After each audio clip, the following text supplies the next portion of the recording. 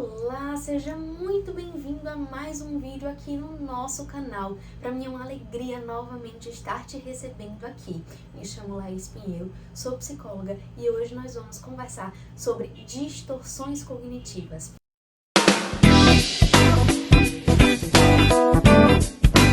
Para explicar um pouco sobre o que são as distorções cognitivas, eu gosto muito de usar o exemplo de um oftalmologista. Por exemplo, se você hoje usa um óculos de grau e percebe que a sua lente não está mais adequada, que você está começando a enxergar um pouco embaçado, a primeira coisa que logo você faz é marcar um oftalmologista. E aí, a partir daquele momento que você está lá no médico e ele faz aquele exame, de ver quais as principais lentes que funcionam melhor para você, e você simplesmente acha uma lente e fala, nossa, é exatamente essa, agora eu consigo enxergar as coisas com mais clareza. E aí imagina que você já sai do consultório do médico com aquela lente que ele já fez para você. E aí você sai, você começa a enxergar o ambiente ao seu redor já com a lente nova, a lente adequada para você, e começa a enxergar algumas coisas como, poxa vida, agora eu tô conseguindo enxergar as coisas com mais clareza.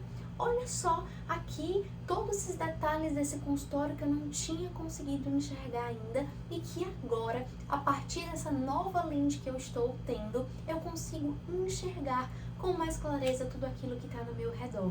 Ou seja, as distorções cognitivas nada mais são do que lentes que nós temos para enxergar as situações nas quais nós vivemos. E muitas vezes essas lentes elas não estão adequadas para a realidade. Elas estão um pouco embaçadas, estão um pouco distorcidas.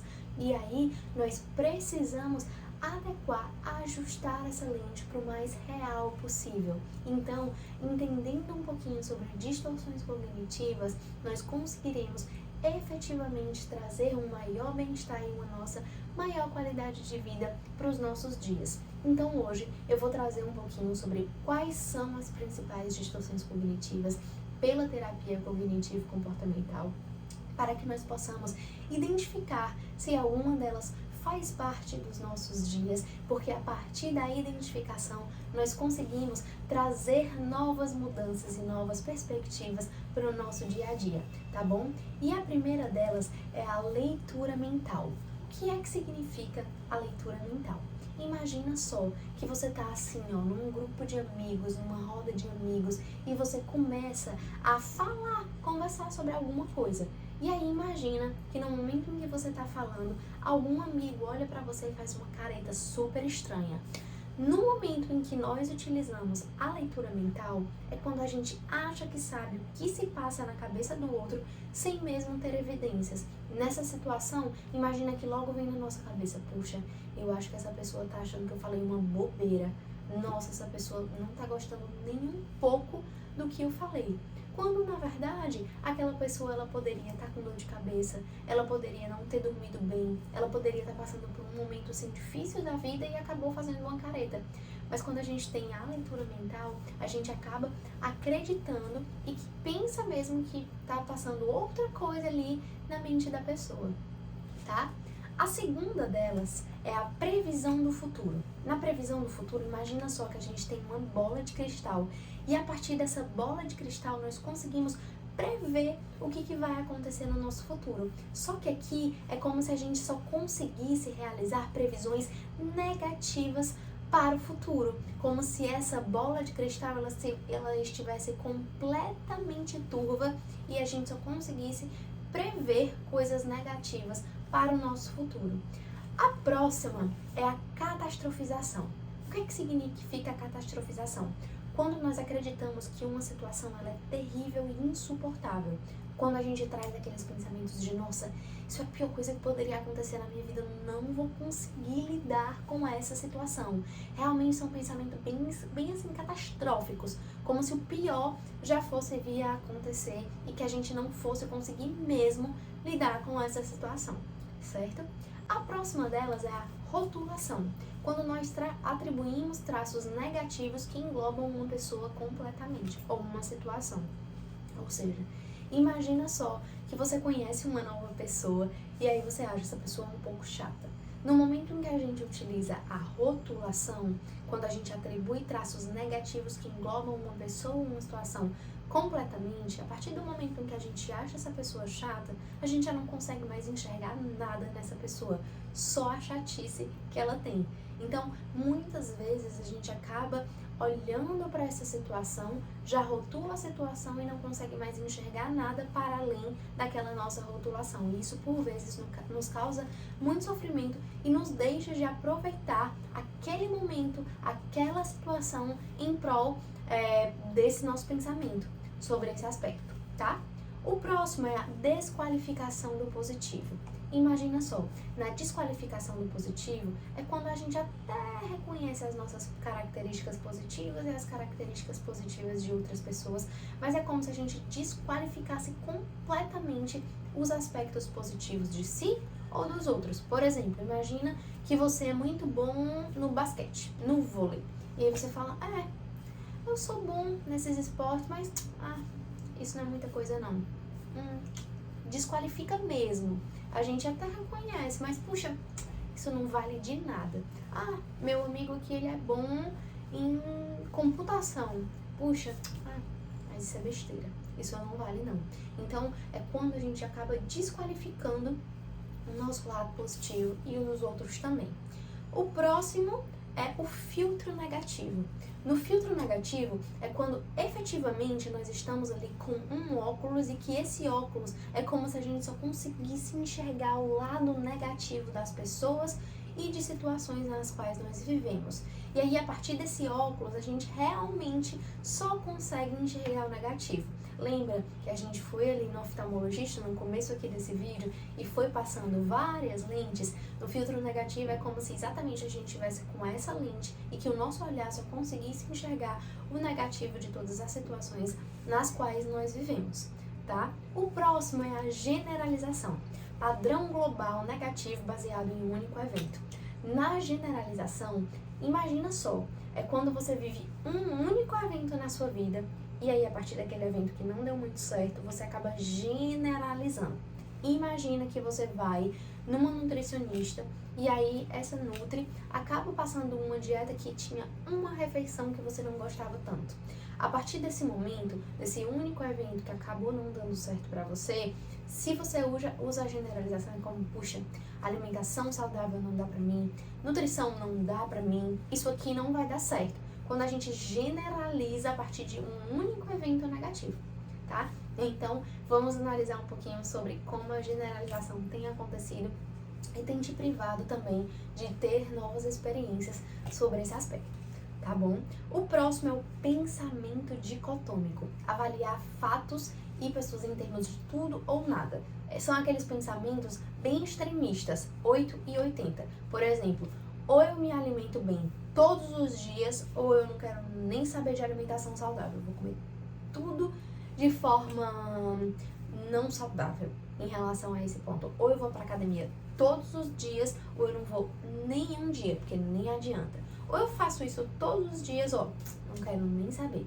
São aqueles pensamentos bem extremistas e que acabam efetivamente trazendo mal-estar para a nossa vida e acabam ali, de certa forma, nos permitindo não realizar várias coisas, porque ou eu faço isso, bem feito, perfeito, ou então nem vale a pena, tá? O próximo, vamos lá, é o deveria. Enfatizar como as coisas deveriam ser, ao invés de perceber como elas realmente são. A agitação cognitiva deveria, vou explicar um pouquinho pra vocês, trazendo um exemplo da pandemia, do Covid. Imagina, quando a gente estava ali naquele momento, né, todo mundo em casa e tudo, no deveria, aconteceu muito da gente trazer, puxa, mas se não fosse o Covid, hein, eu deveria estar fazendo tal e tal coisa. Puxa, mas se não fosse essa situação, eu deveria estar agindo assim, assim, assim. Então é quando a gente traz realmente como as coisas deveriam estar acontecendo, ao invés de como elas realmente estão acontecendo, tá? A próxima é a personalização. Aqui é quando a gente atribui a si, somente a si, a culpa por eventos negativos, ou seja, algo em específico acontece na minha vida e pode ser que não tenha nada a ver com a minha responsabilidade, mas mesmo assim eu trago a mim a culpa por esses eventos negativos. Temos também a culpabilizar, considerar somente outra pessoa como fonte de suas emoções negativas. Diferente da personalização que a gente traz somente a si, na culpabilizar é como a gente considere só outra pessoa como fonte das nossas emoções negativas, tá? O próximo são comparações injustas. Estabelecer padrões irreais comparando-se com níveis muito superiores. Nas comparações injustas é quando realmente nós acabamos nos comparando com pessoas que estão ali em situações diferentes das nossas. Imagina só que você é estudante de medicina, você está no primeiro período de medicina. E aí uma comparação injusta seria, nossa, eu sou da medicina, estou no primeiro semestre da medicina e eu gosto de pediatria. Eu quero um dia seguir essa área na minha vida. As comparações injustas, imagina você se comparando ali com uma pessoa que já é pediatra, que está no ramo há muito tempo, e aí você acaba se comparando quando na verdade você ainda tem toda uma trajetória até chegar ali nesse teu grande objetivo. E é muito injusto contigo fazer essa comparação em relação a todo esse ponto, porque você ainda vai ter toda uma trajetória, a outra pessoa já passou ali por toda essa trajetória, por todos esses pontos, então é muito injusto contigo trazer tudo isso para esse momento, tá? O próximo é a lamentação. Enfatizar exageradamente o que você poderia ter feito ao invés do que pode fazer agora. É quando a gente fica mesmo se lamentando por ter agido de um jeito, por ter feito tal coisa e não pensa no que a gente pode fazer agora. Então, algo muito importante para lidar um pouquinho com a lamentação é pensar, ter compaixão mesmo com o teu coração de infelizmente isso aqui aconteceu. Puxa, que pena que isso aconteceu, mas o que está no meu controle agora? O que eu posso fazer nesse momento para lidar com essa situação? E aí, a partir disso, trazer reflexões sobre o aqui e agora, o que está no teu controle no hoje para melhorar essa situação, certo? O próximo é o e se. Aqui é quando a gente pensa em várias hipóteses para uma mesma situação e nunca se dá por satisfeito e seguro. Quando a gente fica assim, nossa, mas e se acontecer tal coisa, como será que eu vou agir? Puxa, mas e se acontecer tal outra coisa, o que eu vou fazer? E aí a gente fica imaginando várias hipóteses para uma mesma situação e não fica satisfeito e seguro. Por quê? Porque na verdade são várias hipóteses que vêm na nossa mente que a gente não vai saber nunca, quer dizer, a gente vai saber quando acontecer, mas até acontecer a gente não vai conseguir efetivamente saber. Então a gente traz mais ansiedade, a gente traz mais angústia faltadas ali para o momento futuro que na verdade não está hoje sob nosso controle. Então, mais uma vez, é importante a gente trazer nossa atenção para o momento presente e focar no que está no nosso controle hoje. Combinado? A próxima distorção cognitiva é a incapacidade de refutar. Aqui é quando imagina só que você tem um pensamento negativo muito fixo na tua mente. Só que tu tem várias evidências que comprovam que aquele teu pensamento não é verdadeiro. Mas mesmo assim você continua pensando naquele ponto. Então, essa incapacidade de refutar, realmente, de negar evidências que contradizem os pensamentos negativos, tá? E a última é o julgamento. Avaliar tudo em termos de bom, mal, superior ou inferior, exagerando nos julgamentos. Então, gente, essas são as distorções cognitivas trazidas por Beck. Realmente, eu fico muito feliz de tê-las trazido aqui para vocês. Espero que esse vídeo te ajude na tua prática clínica e realmente nos teus dias. Conta comigo, eu espero que tu tenhas gostado desse vídeo e que tenhas sido prazeroso para ti assistir, assim como tem sido para mim agora falar sobre isso. Um beijo bem grande e até o próximo vídeo, pessoal. Beijo!